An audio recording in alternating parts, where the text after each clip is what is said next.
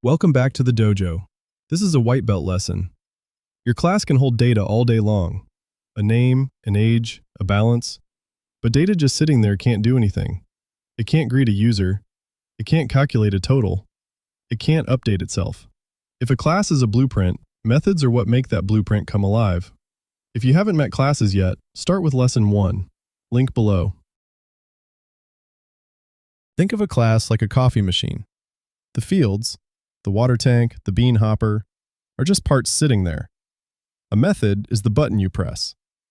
Press brew, and the machine actually does something. It takes what's inside, runs a process, and hands you a result. No button, no coffee. No methods, no behavior. Here's the trap beginners fall into, cramming all your logic into one giant block. Read the input, do the math, print the answer, all tangled together. It works, once, but the moment you need that same calculation somewhere else, you're copy-pasting 10 lines and hoping you don't typo one of them. And when the logic changes, now you're fixing it in 3 places, and you'll miss one. The fix is to wrap that logic in a method, a named, reusable block of code you can call whenever you need it. Give it a name. Tell it what it needs. Those are its parameters. Tell it what it hands back. That's its return type. Now that logic lives in exactly one place. Call it once, call it from 10 different places. Change it once, and every caller gets the fix. This is the difference between code that works today and code you can actually maintain.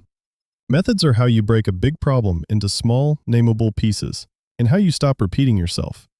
And here's the thing. Every design pattern you'll learn on the road to black belt, strategy, factory, decorator, is built on this one idea.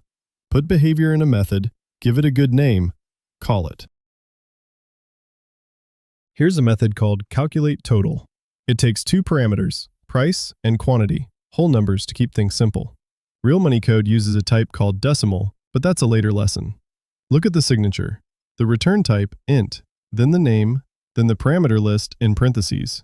Inside the method, multiply them and return the result.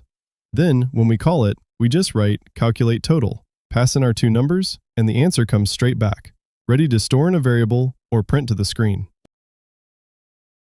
3 mistakes I see constantly. 1. Calling a method and throwing away its answer. You call CalculateTotal, the method runs, the result comes back, and you never store it. No error, no warning, the answer just vanishes. 2.